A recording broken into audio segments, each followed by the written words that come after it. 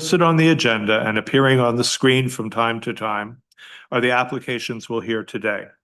For the sake of efficiency, I may deal with agenda items in a different order. The panel members have reviewed the planning applications, planning reports, and any written submissions in support or in opposition to each of the applications. Today, we'll hear any oral submissions relating to these applications. As part of the statutory public notification requirements, each applicant was required to post the sign on the property in question before the hearing. They also had to confirm in writing that they did so, or they will need to swear or affirm an oath today that they fulfilled the sign posting requirements. Otherwise, we may have to adjourn or postpone the hearing. The panel may ask for a brief presentation of an application, followed by questions for the applicant.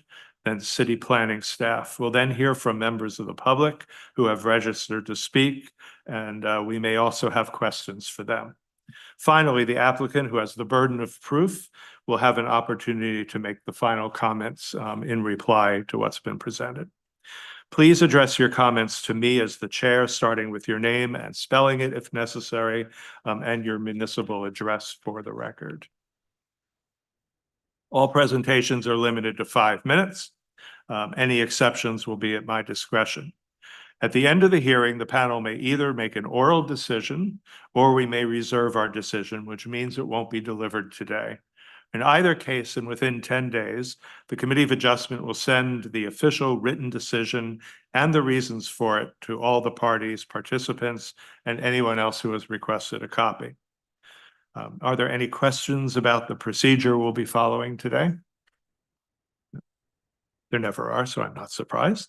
All right, then we have several applications to hear today, but first we need to deal with preliminary and procedural matters. The first of which is declarations of interest. Are there any declarations of interest from any panel member today? No. Okay, no declarations of interest. We have 2 minutes to confirm June 4th and June 18th. Is it okay with the committee if we consider, Mr. Barrett? Oh, you're fine. Oh, okay. We can consider these together. So all in favor of approval? Yep. So both sets of minutes are approved.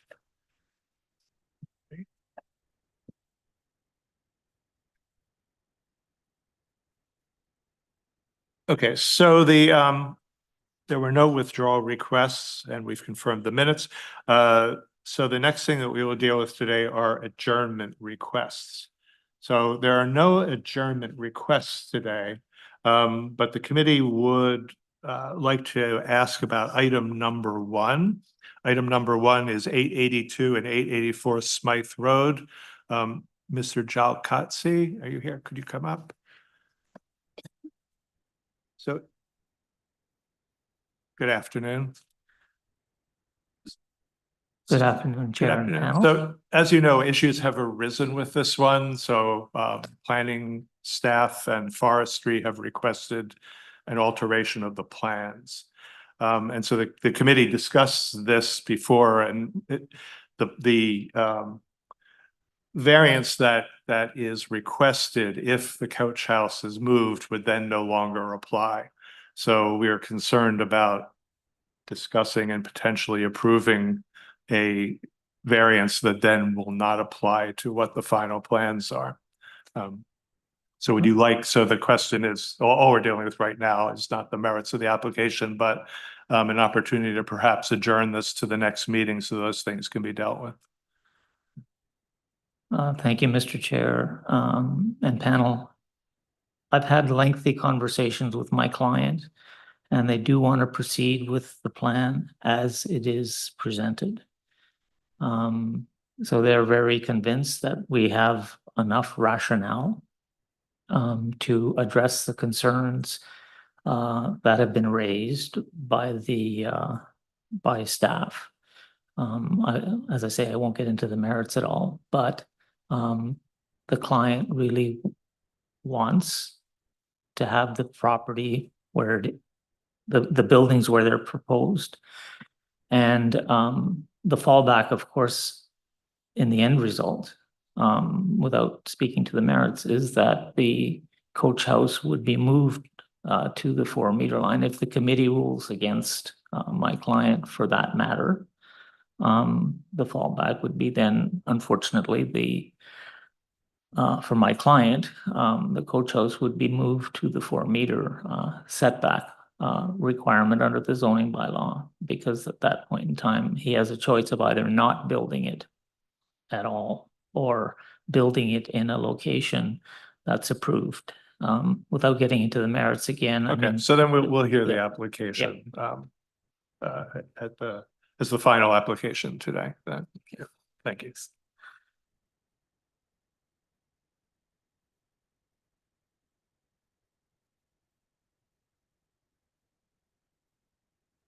Okay, so for the panel, we will we'll hear that as at the end as the last application today.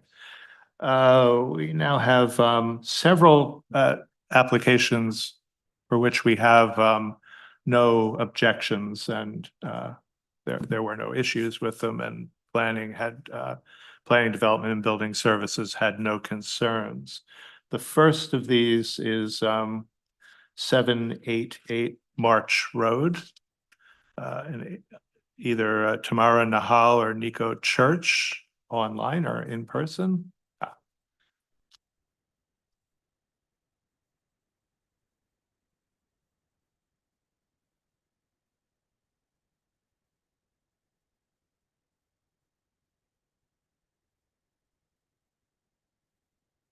Good afternoon. Good afternoon, Chair.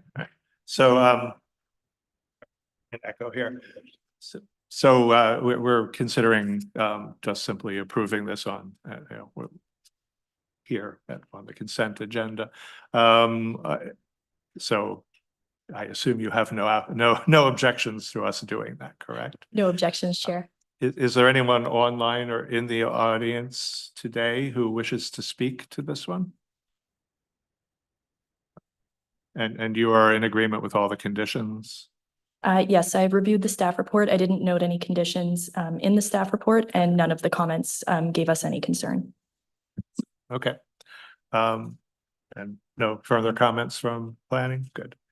So are we ready? So all in favor of approving the application? So yes, so item number 2, 788 March Road is approved. Thank you very much.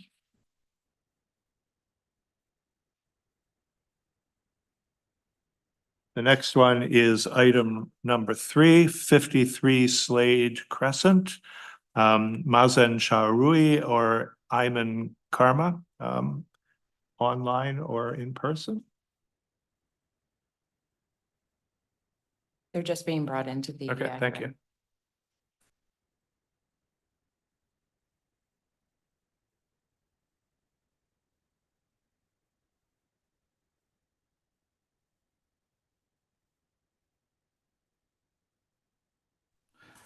Good afternoon, Chair. Good afternoon. So as you've probably heard, we're considering approving 53 Slade, item number 3, as part of the fast track agenda. And again, I assume you have no objections to that.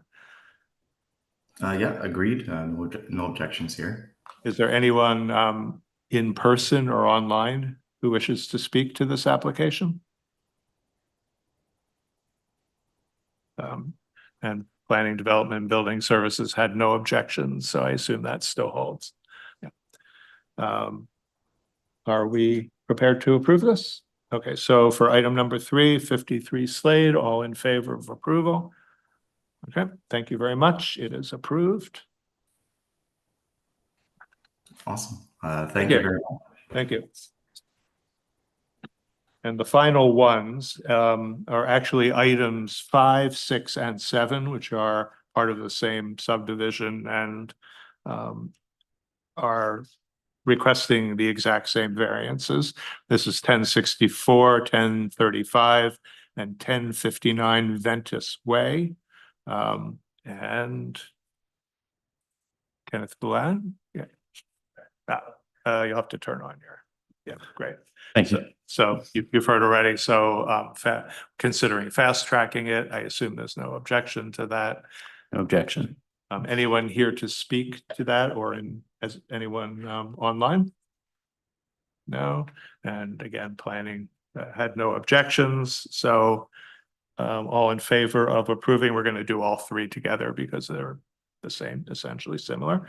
So for items 5, 6, and 7, 1064, 35, and 59 Ventus Way, all in favor of approving those three? Okay, so the three are approved. Thank you very much. Thank you very much, Chair.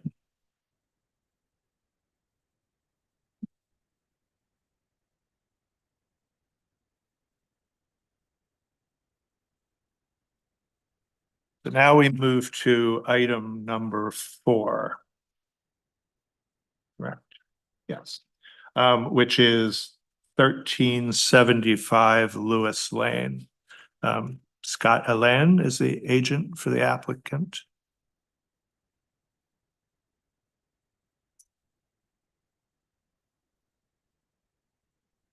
Good afternoon, Mr. Chair. Good afternoon, Mr. Allen. Yep. And who else do we have? Excuse me, I'm joined by Jillian Simpson, another planner in our office, FO10 Planning and Design, address 396 Cooper Street. Thank you.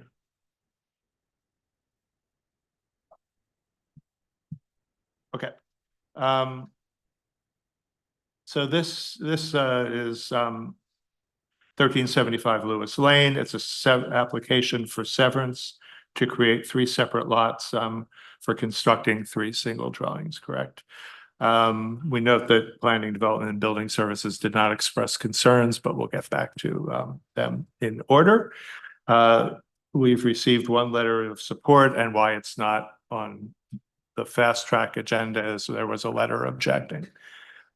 So we do not need, I think the committee does not want a full presentation, correct? We have read the application. So probably just a brief statement,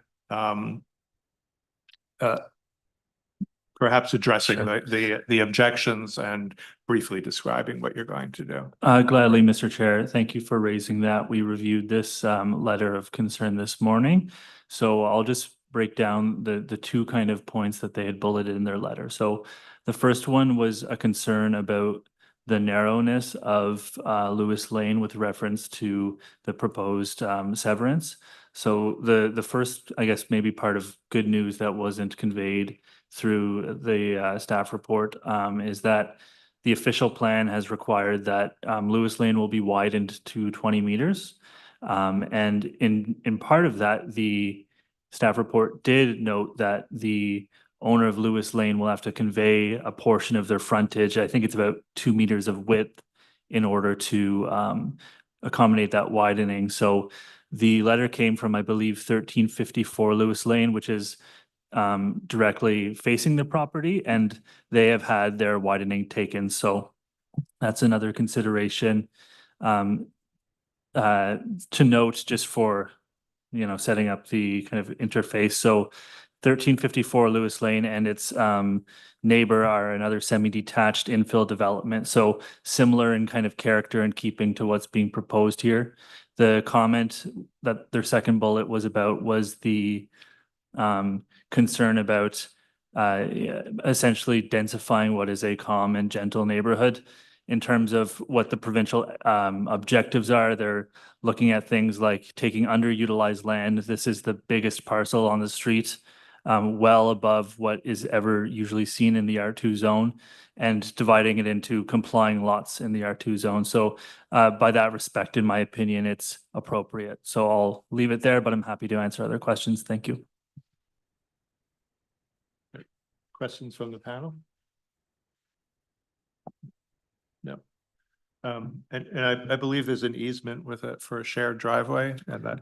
Yes, Mr. Chair, thank you for raising that. So currently the configuration of the lot actually has a, let's call it a bow driveway, where you can kind of pull in and do a lay-by and pull out. Extensive, and again, not really the character of the street in transition. However, I think it is appropriate to say maybe let's keep it to 2 driveways on this severance. So by having the shared easement, 2 of the lots will be able to make use of 1 driveway. So this will increase the amount of area along the lot that can be used for, parking on the street, or it just reduces the amount of driveway cuts and crazy or just, disorganizedness on the street for traffic. Thank you. Sorry, is this yours or? This is my colleagues, Samantha. Oh, there you are. Ms. Gatchi. Welcome. Any comments from planning, development and building services? No, planning doesn't have any concerns with this application. I'll just, I think that the easement the applicant purchased for the new shared driveway, I think that's what you're looking to clarify. But yeah, that's just clarification, no concerns. Okay, any questions for planning from the panel? Okay, thank you. Do we have anybody registered to speak? We didn't before, and there's nobody here, I assume. So you have the final word. I'm happy with the points raised today. I'm happy to pass it back to you. Thank you. Do we wish to reserve the decision? Yep. Okay, so we'll reserve the decision and you'll get the final decision in 10 days. Thank you, Mr. Chair. Thank you.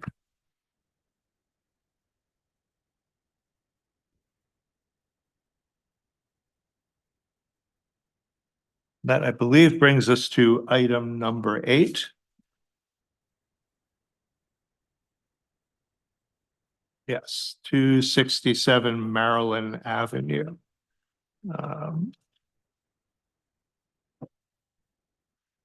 Angelo Montenegrino.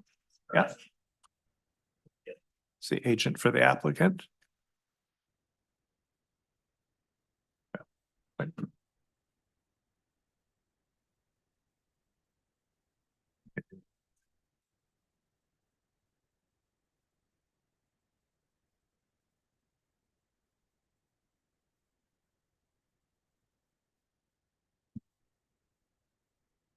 Thank you. So this is 267 Maryland. It's severance and variances. So the application is to divide it into 2 lots and then permit reduced lot widths of 14.45 meters where 18 would be required under the zoning. We don't need a full presentation unless it's needed to address some of the issues. However, we did receive some letters of opposition and some concerns. So if you would like to address those, that would be helpful. Thank you, Mr. Chair. I just basically wanted to express that the severance and the minor variance meets the general intent of the bylaw, and that there have been set some precedents already on certain lots within the area that have frontages that are less than the 18 meters required. 3602 Revelstoke has a 9.25 meter frontage. 3125 Quensville Drive has a frontage of 12.8 meters. And 636 Walkley Road has a frontage of 13.16 meters. We believe that the 14.45 meters is reasonable and a request for a variance on the frontage. The lots themselves meet the required area allowed by the bylaw, which is 665 meters as a minimum, square meters as a minimum. And the proposed units will address all other zoning requirements as per the bylaws requested. And I know the neighbors are concerned, but we also believe that the lot itself has been over on and not in good shape, and the building itself is a 1965, built in 1965 old bungalow, and is really in bad condition. And we think it'll enhance the streets at neighboring neighborhood and the street itself. So it also supports an overall idea of the City of Ottawa's intensification to provide new housing within the municipality. We hope that this is something we could get approved. And also just one more item. I mean, I noticed that just before I got here, there were new lots that were created just southeast of the property that had frontage of 15 meters wide, 50-foot wide. So that is kind of a new direction that I believe developers are trying to do within the area. This is on Dickinson Road. So, and all in all, we believe that this is a request that doesn't seem to be onerous. So we do hope the committee will approve this request. Questions from the panel? No. I'll ask a couple things. One is we were provided with preliminary drawings and planning notes that those as presented would not comply with the zoning bylaws. So can you just confirm that those will be redesigned? I hopefully the owners will be hiring me as their architect so I can provide the right unit blockings as provided for that provision in the bylaw. Yeah, just for the record, it was the garage is sticking out, and yes, I wasn't aware of that provision. Behind the I wasn't aware of that provision. Okay. Yeah, this won't be tied to those drawings anyway if approved. The main thing too is that I want to try to protect. What I was trying to do is try to protect a lot of the trees that were there. So I will work with that. Thank you. And I'm just briefly looking at the letters. Most of the concern had to do with things happening during construction, Right. which are not what we decide on here, but it might be good if the applicant or the owner talks to the neighbors and about construction concerns, but that's not for us. I will relay that and there was a concern that trees may be removed later, but again, there would be a tree. We have a TIR that stipulates what trees are going to be protected, and so we're going to go to the next level with the provincial government on. And I'll note for the neighbor and for the record that a tree permit would be required at any point in the future to remove any trees. So there would be a process for that. Again, there were no questions, right? Still no questions. Who is this you? Okay, sorry. Any further comments? No, so planning had no concerns here. Is there anybody here who is wishing to speak to this and we didn't get anybody online? No. Okay, so we have nobody further. So the where are we here? Yeah, that's fine. So we wish to reserve this. No, I'll give you the final. I mean, we have just been speaking. Do you have anything else you wish to add? No, I thank you for your time. And okay. Am I expecting it in 10 days or are we making? Yeah, so are we reserving this? So we'll reserve the decision. Yeah, so you will hear in 10 days. Yep. Okay, thank you very much. Thank you.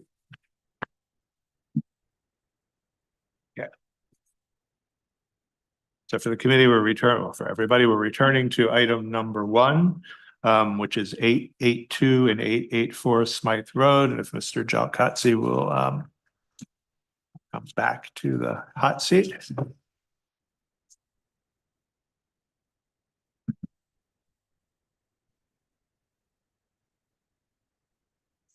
Do we wish a presentation for this one? Yes. Okay. So why don't we put up on screen whatever is needed?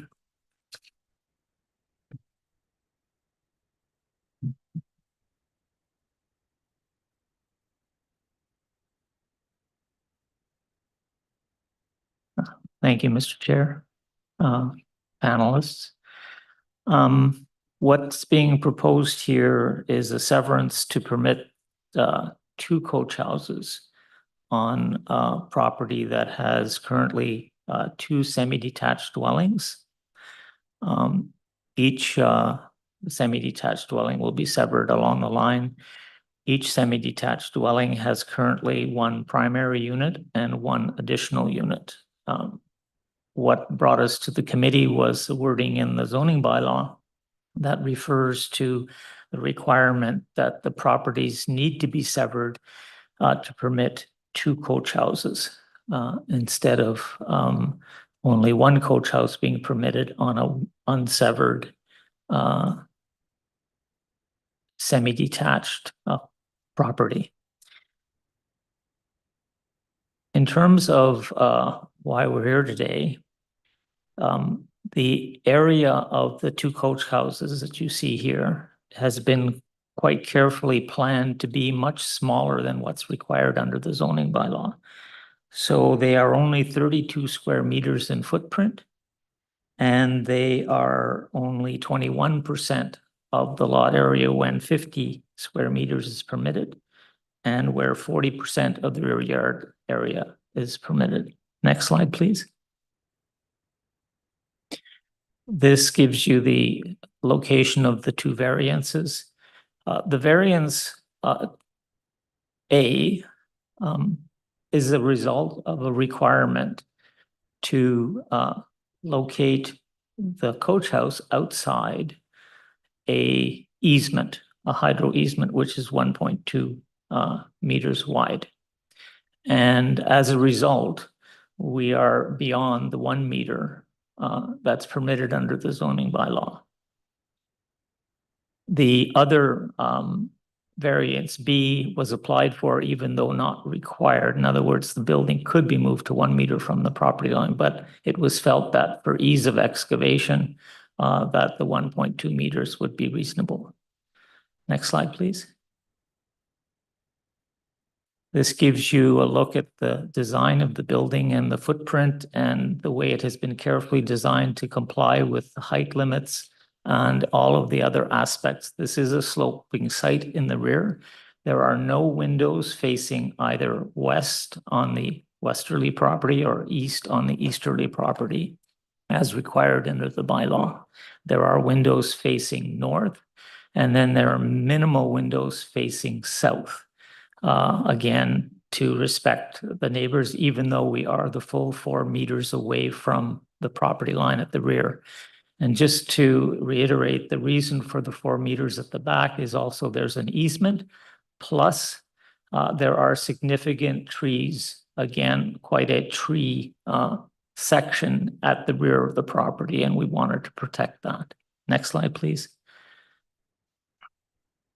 This just gives you the it's a high voltage line, wanted to show the clearances for it. Next slide, please.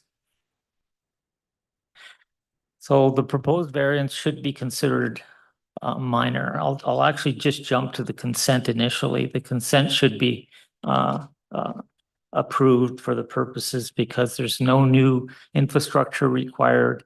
It's development within the neighborhood. The services are available for the property.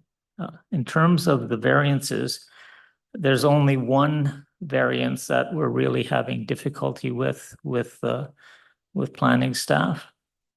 And that deals with the issue around the 4 tests, the issue of the test of meeting the planning, the official plan.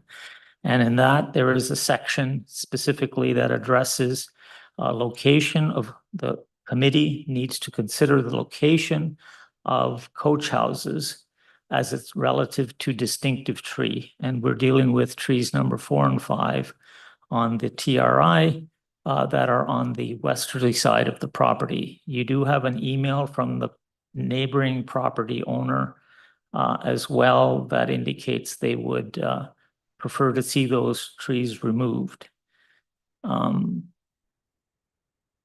Then what I would go to then, the next slide, please. So the only issue that we're in particularly dealing with in terms of this variance is the issue around retaining the distinctive trees. Next slide, please. What I'd like you to note is that this property is now functionally a 6-unit rental property. The owner will come on later and express his interest to move back here. He's currently posted in Chicago. But it is a rental property. Privacy for the neighbors, amenity space for the renters is important. And by locating the two coach houses the way they do, the aspect related in the official plan to considering the privacy and the character of how the coach houses fit in, which is what you also need to consider, is highly met in this case. All the surrounding properties are protected by both the buildings and the vegetation. And so this becomes a very sensitive infill from that perspective. Next slide, please. This illustrates the possibility of moving the coach house 4 meters from the property line, which at that point would not require permission from the committee. We've also introduced the information with regards to the correspondence with the city around requesting a permit and the requirements at the building permit stage to remove the trees. And the problem we have is that even if we do move it to the 4 meters from the property line, we're still in a circumstance where the excavation will likely kill those trees. And that's the reason why my client feels that the most appropriate choice, and especially for the neighbors and for the protection of the area and the fact that the neighbor wants to see those trees removed as well for safety reasons, we feel that it's prudent at this point in time for the committee to grant the variance as minor in the sense that regardless of whether the location of the coach house is moved to comply with the zoning bylaw, those trees will likely not survive. So now I'm going to turn it over to the property owner, my client. He's available on the internet. Can we bring him online? Thank you. Good afternoon, Chair and panelists. Should I share my screen? Yeah, we can hear you. Okay. Should I also share my screen to go over the short presentation I had prepared? Mr. Chair, only the committee coordinator can share their screen, so we do have the presentation available. Okay.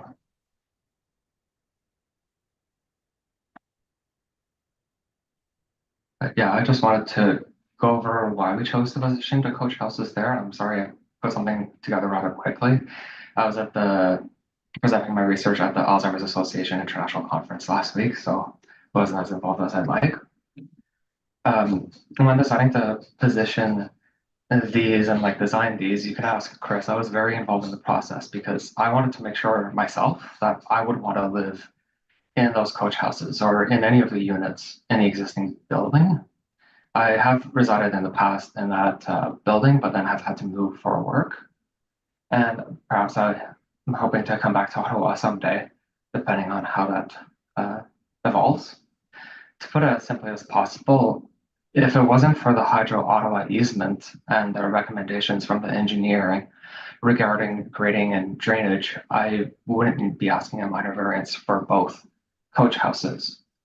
I also wanted to point out, like Chris mentioned, that Bruce Reaney, forestry inspector from the city's building code, agreed that there was no way around it and that we would have to remove trees number 4 and 5. And as Chris mentioned, Madame Poulin are immediate neighbors in agreement. Next slide, please. So I just wanted to start off with the tree information report, which indicates which trees need to be protected in their critical root zones in red. I really do care about trees and love nature. And I know that has a positive psychological effect on people. And we were able to save tree number 6 by just moving a coach house up. You can press on the next slide. And I just wanted to highlight the hydro easements because that does bring some constraints to this property. Next one, please. Thank you. And yeah, just showing the 84 coach house. And then the next slide, please. So we initially had thought about putting the 882 side coach house 4 meters from the property line to be compliant with the bylaw, but the arborist mentioned it would still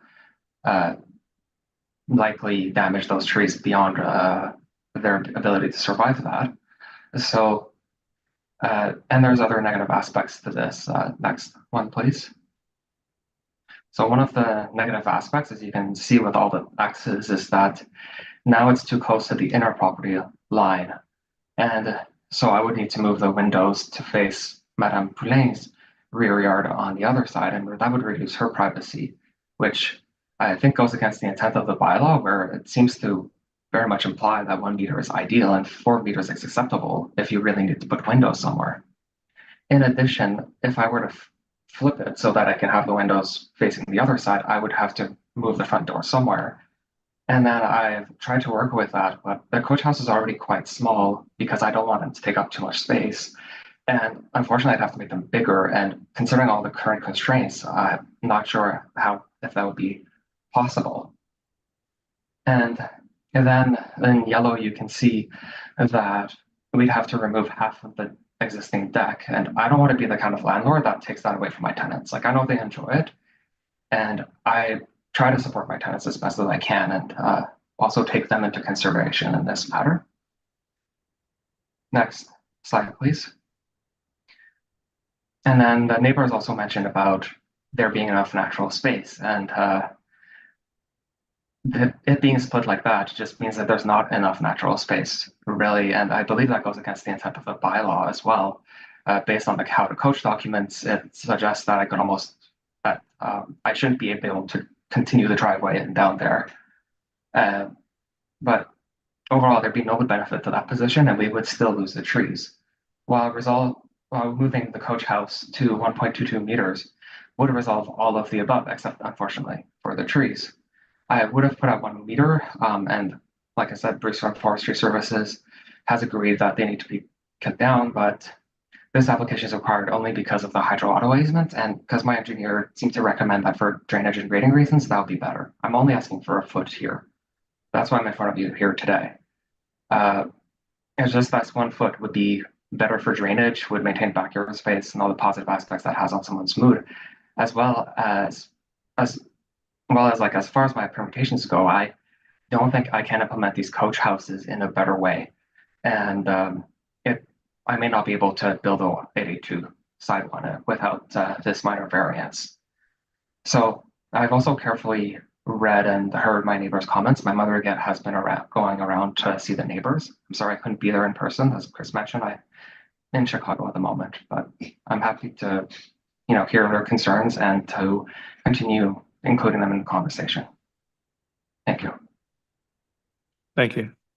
Questions from the panel for the applicants?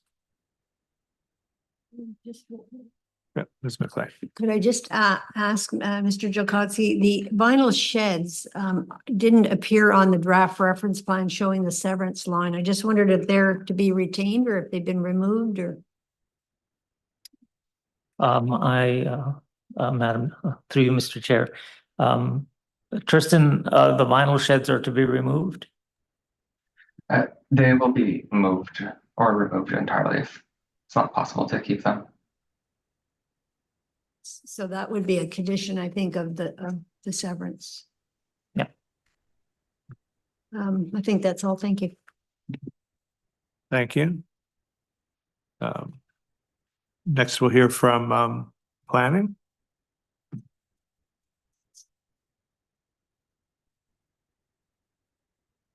Thank you, Chair. So from planning staff's perspective, we do still have concerns with the removal of those distinctive trees. My colleague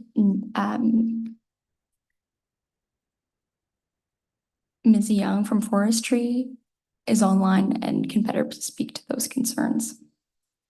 Thank you. So we'll hear from Forestry, please. Hello, Ms. Young. Hi there, thank you.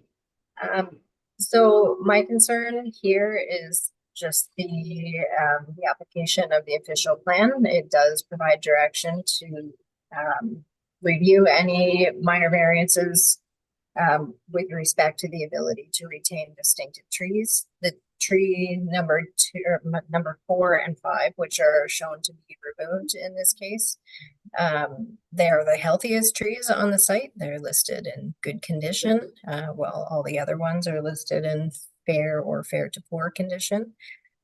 So they are a high priority to retain. They also provide privacy between neighboring properties. I understand the neighbor has indicated that they'd like them to be removed, but I have not seen that, so I can't base that on anything other than what we're hearing today. So, I mean, from the plans, the drawings, it looks like there is room to shift the one unit around a bit and retain the trees and have the ability to build the unit. I'm not sure of the setback distance at the rear. I thought that the hydro easement was 1.2 meters, not 3 or 4 meters, whatever was shown on the plan that was up here. So that would change conditions there, but I don't know if you have any other questions. That's kind of my input on the trees. Thank you. Questions? Yep, please. Through you, Mr. Chair, Ms. Young, if there was no easement in the coach house was cited at the 1 meter requirement, what would be the process to deal with the trees at that point? That would go through the building permit review process, and so that is where the inspector would review it, and we would consider what the options are at that point. But since it isn't, and that the decision is being made about what the minor variance is, I think the decision to approve or deny this particular variance would ultimately make the decision of what happens with the trees. Okay, thank you. Thank you. Other questions? So I have one. So we heard from the applicant that moving it to 4 meters would still be enough within the critical root zone that the trees would be damaged. But you were saying that there is enough room to move them. So can you comment? That would need to be confirmed by the arborist. On paper, it appears that there would certainly be ability to retain the trees, with the expectation that, you know, not the full critical root zone would be protected, but the arborist who writes the report would have to review what the specific setbacks would be from the tree to determine that. Thank you.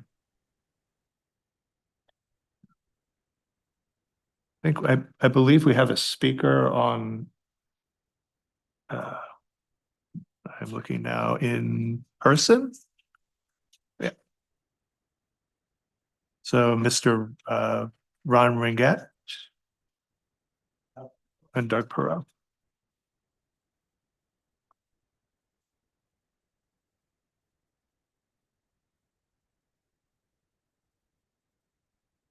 So please, you'll need the microphone on.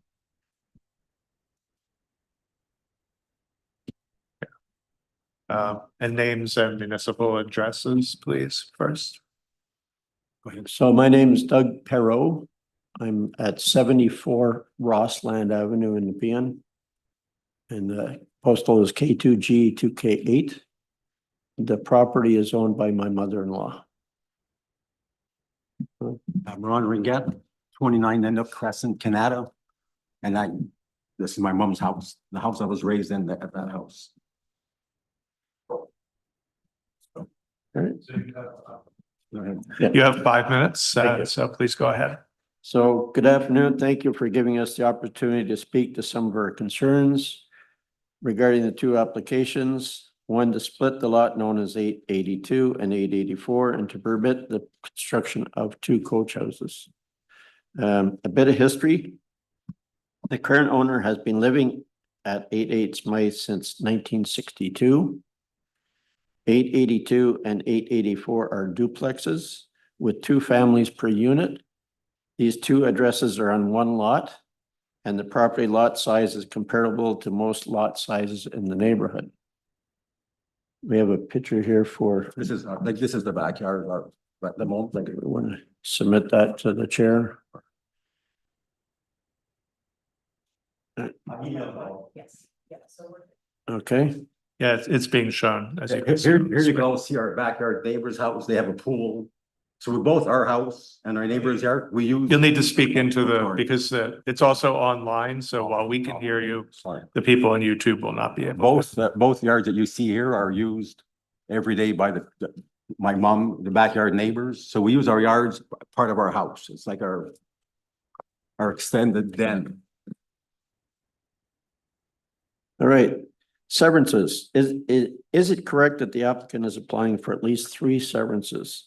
The first to divide the existing lot into 2 lots, which I understand is correct. Second, to build a coach house as a 3rd dwelling unit. And 3, to build without a garage being replaced by a 2nd floor on the coach house. Some of the concerns we have are adding 2 coach homes will drastically change the current typical backyard in the area. The area will become an inner city environment. We are not ready to live in an inner city environment by moving downtown to my neighborhood. This is speaking as my mother-in-law would. This opens the door to having 6 families with possible pets living on 2 undersized lots in a residential area designed primarily for single-family homes. If approved, it's setting these new tenants up for failure and very angry, annoyed neighbors, not to mention the loss in property value. How will harmony and sanitation issues be maintained in such tight living spaces that also impact neighboring homes? These will be tenants and not homeowners living on these premises, which elevates the risk of problems. Getting in and out of their yard will require a lot of cooperation among each other, especially in winter months. This will only benefit the absentee landlord owner. The risk of adjacent properties going down in values can become real, and this can happen really fast. Some adjacent homeowners have purchased their home over the last 2 years. This decrease in value will have an even bigger impact for them. Parking, garbage, and front yard maintenance is not what it used to be. Going to 6 families on the property, these mentioned concerns will cause additional issues. Garbage storage for the 6 units with raccoons already roaming the backyards. Parking, quantity of vehicles on the property is an issue. Adjacent yards will lose privacy with the addition of the 2 coach houses being 2-story units. Further questions we have, as was raised earlier, were the 4 tests for minor variance met? Do the proposed coach houses have a shed-style roof, contrary to the guideline? Is there formal grading drainage plan to ensure existing drainage is maintained or improved? Are any trees 50 cms in diameter to be cleared or root systems impacted? Is the walkway to the coach houses designed as no parking, nor side-by-side parking? There's currently often 3 vehicles in the existing laneway as it is now. And there's no parking during the day on weekdays on Smyth Road. What recourse is available to us if the plan is accepted at this stage? And for the, I'm not sure about if the property property value are impacted, is that part of the concerns? No, we can't consider impacts on property values. So there's no consideration for that. I'm just, it's clear that it's not one of the things under the four tests that we will decide variances on. All right, that concludes our Okay, thank you. presentation. Thank you for letting us speak. Yep. Questions from the panel? No. Okay, thank you very much. And we have no other registered speakers, correct? So I'll throw it back to you, Mr. Jalkatsi, to respond to the comments, both the ones that we've received in writing and the presentation. Thank you, Mr. Chair. I'd just like to point out a couple of things with regards to the road in this location. So Smyth Road is a major collector. In the new official plan, there's a requirement for density. It's interesting, I was before the panel one a couple of weeks ago with regards to a project on Heron Road. These major collectors in the official plan are slated to intensify. Generally, the way to intensify these will be with multifamily units. And if you'll note, if you look up and down Smyth Road has not changed. You haven't seen infill housing, number one, partly because of the zoning. That will change in all likelihood. And I understand the panel can't take that into consideration. But the area here is zoned to permit the coach houses. The coach houses is an efficient means with the also along with 3-unit type style, single family detached and semi-detached dwellings of increasing density along what's a major arterial road. So this is the most pleasant, I would say, way of intensifying, bringing up to 6 rental units onto Smyth Road. The remaining of all of the zoning bylaws will be met. In other words, there's only to be one private access to each of the properties. They can park in tandem, but they can't park any other way. The issues around maintenance of the property are partly a function, and I had quite a conversation with my client about this, are partly a function that his mother has been taking care of the properties, but he agrees that, again, something that you're not considering necessarily, but the maintenance of the property needs to improve. So from that perspective, we've got a proposal to add units in a very, very sensitive way. My client actually is a very strong environmentalist. And as I indicated previously, we did want to try to find a way to keep the trees. We spoke with the arborist as well. We don't have an additional information on the report, but we spoke with the arborist as well. And there is a risk to those trees one way or the other. And the addition of new trees will help in that regard. But if one is to create an environment where effectively you have a small 6-unit conglomeration of buildings, I'll say, I'll use the example of a small 6-unit apartment building. Let's say there was a semi-detached, each with a primary and 2 additional units. There would not be the same privacy that is being created by having these wonderful little coach houses that shelter the yard regardless of what happens to the vegetation in the neighborhood. So the vegetation is there, and we've located things the best way we can and retained the feel, as my client has indicated, relative to the looking out of the back of the semi-detached dwelling, so they don't have to look into one of the coach houses. Just to clear up some things around the rear yard easement is 1.22 meters. The distance that we set the buildings back were to, and I agree that trees are not in the greatest shape because they're under a high tension voltage line, which of course has pruning that goes as part of that, but they are in fair condition, and the neighbors to the rear appreciate them. And we would want to keep that greenery as much as possible. In terms of property values, I think most of the neighbors will agree that with the new rezoning, property values in this neighborhood will change dramatically because we'll be looking at multi-unit type construction along this street.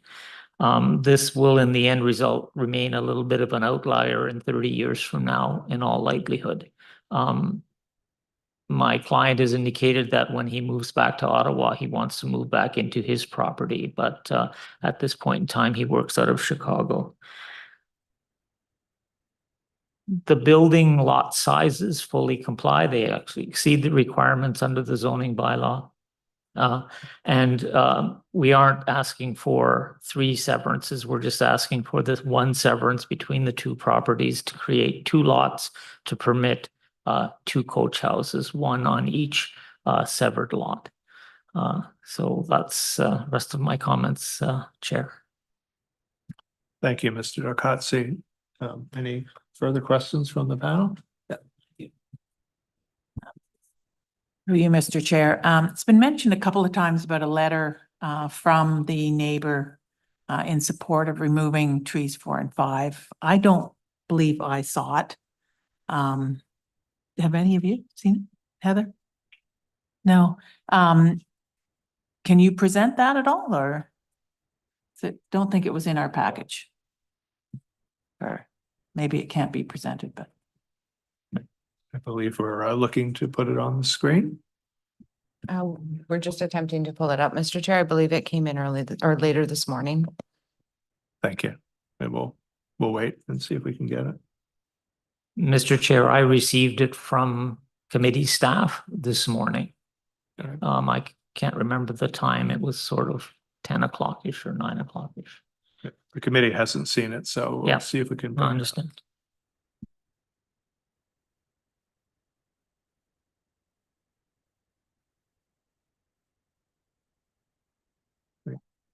So we'll then come back to that once we get the letter up. Let me ask something. So garbage storage was mentioned as one of the concerns. Are there plans, once it's 6 units on 2 lots, 3 units on each lot, are there plans for where the garbage will be stored? At this time, not. My client, though, will be, well, he has been admonished, let's put it this way. And there are requirements under the zoning bylaw in terms of how garbage is stored in containers and away from the street and in an enclosed container. And he will comply with the zoning bylaws fully. Yeah, in that regard. Yeah, if I may add to that, I was thinking of adding a small shed so that it can more easily fit all the recycling bins and garbage bins. And I've been slowly replacing all the garbage bins with metal ones that have lids that can't easily come off so that the animals can't get into them as easily. The animals are rather difficult to deal with because they chew through the plastic ones like they're nothing. Unfortunately, I can't always control what the tenants do. Like one tenant in particular bought a rather large garbage can, which goes against the bylaws, and I've mentioned that to them, and they've now decided to go back to the ones we've provided. But yeah, we're going to continue to improve on that front. Yeah, that should be helpful. I assume you and the neighbors are both aware that there are property standards and property standard complaints can be lodged through the city. That's not part of our decision here, but standards do need to be met. Have we had any success locating this letter? It'll be up in 1 second. Okay.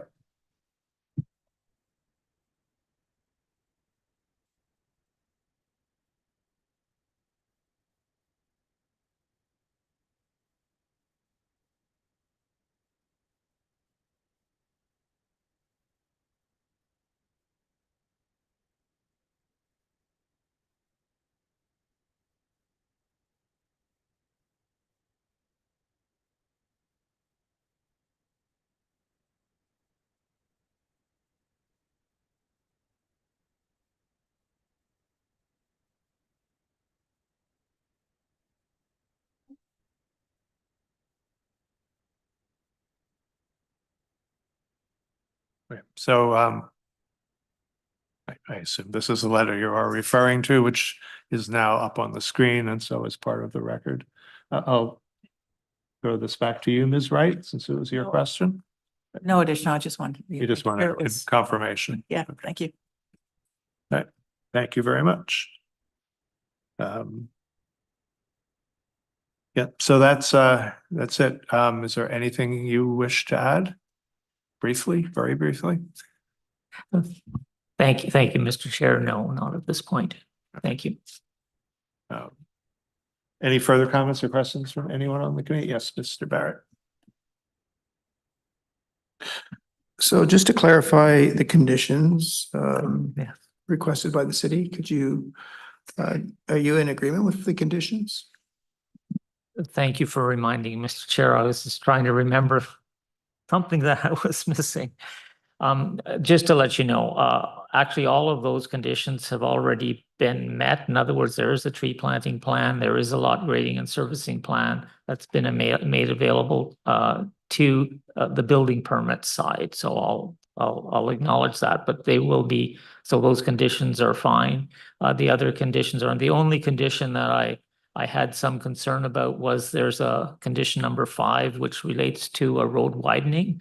And when I saw that, I did a quick take because I looked along Smyth Road and I said, gee, that looks kind of funny.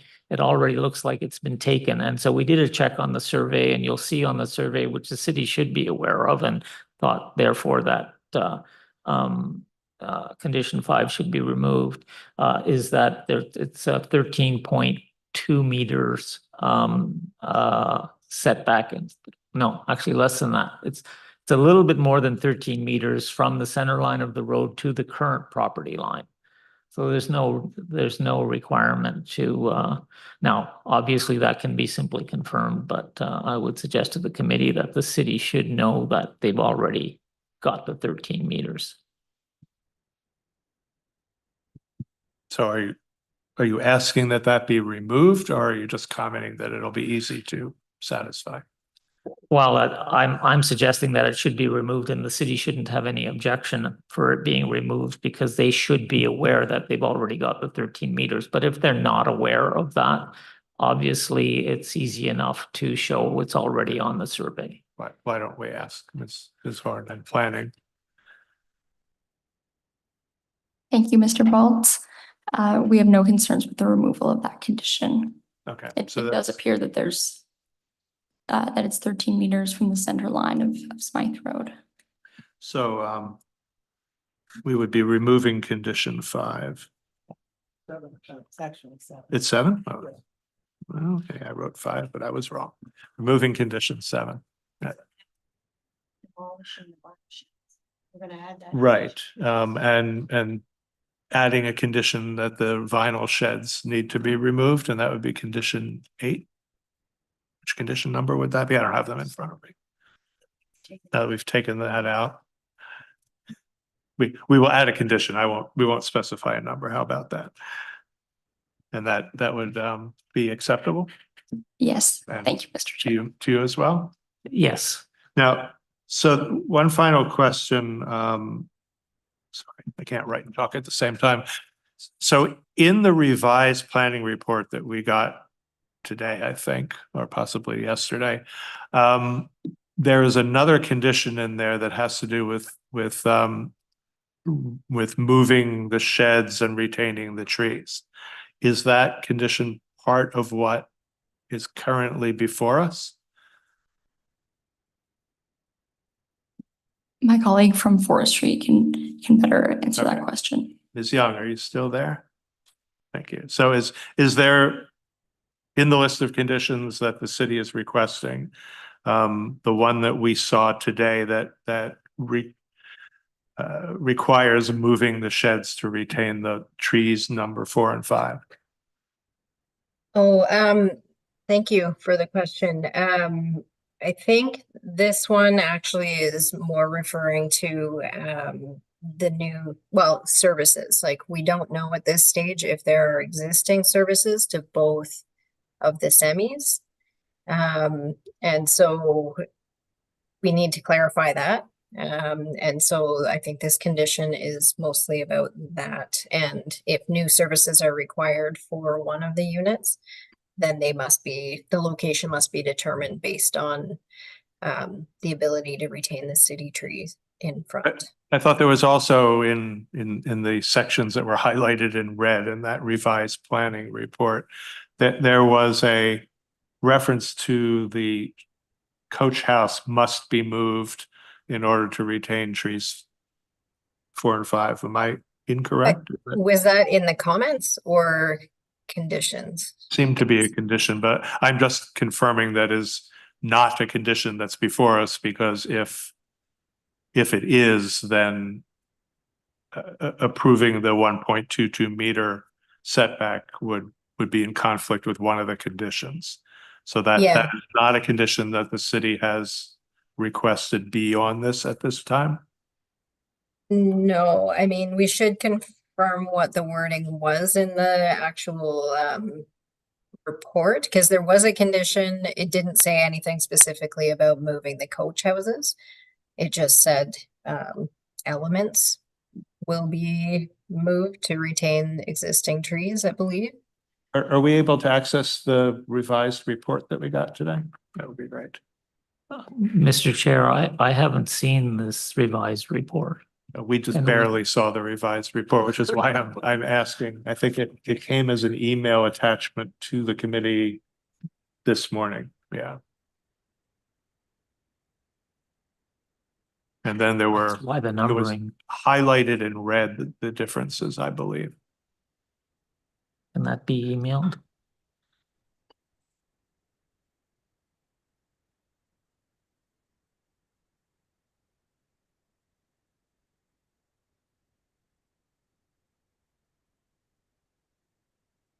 Yes, so number 2 isn't specifically about moving the coach house. It's making sure that if any new services are required, they would need to be located to retain existing trees. Right. And you've added to number 1, the ability for them to move it and waive that condition, correct? That's the other difference. And there's nothing below number 3. There should be a third one as well, and it's also related to the services. If new services are required, then we would take securities for the city trees. Okay, and that's in here.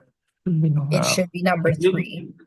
Can she scroll down through that, please? Thank you. I think Mr. Jalkatsi and should be able to agree to what we are, and Mr. Philip. Yeah.